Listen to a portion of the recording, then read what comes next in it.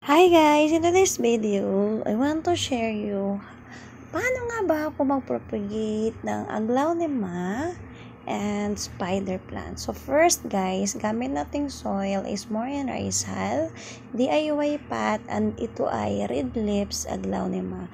So lagay lang natin sa soil, siya yung sa center natin.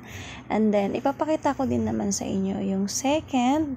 Ano bang gagawin natin dito after na aglaonema? First, tanggalin natin yung mga old na leaves niya para kumbaga hindi na siya magipag-agawa ng nutrients doon sa kanyang mother plant. Okay? And ang gagawin natin to make sure lang na maayos siya at nasa center. Second, lalagyan natin the number 1 air purifier plants, the spider plant. Yan. Actually guys, nakita ko to, yung ganitong idea is nung pumunta ako ng mall.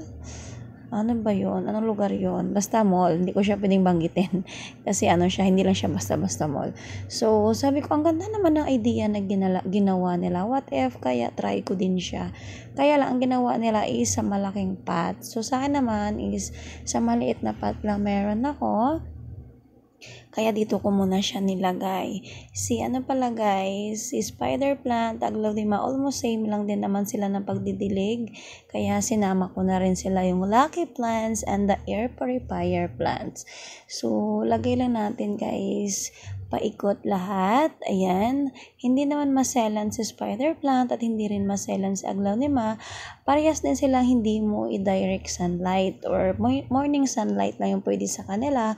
Pero hindi mo sila pwedeng hayaan na nakababad sa araw kasi nga mabilis mag-dry yung kanilang leaves. So, perfect match talaga silang dalawa. Ayan. So, tingnan mo guys, ang ganda nito. Mostly kapag lumago na siya, sobrang ganda. And then kapag lumaki na yung ating aglaonema.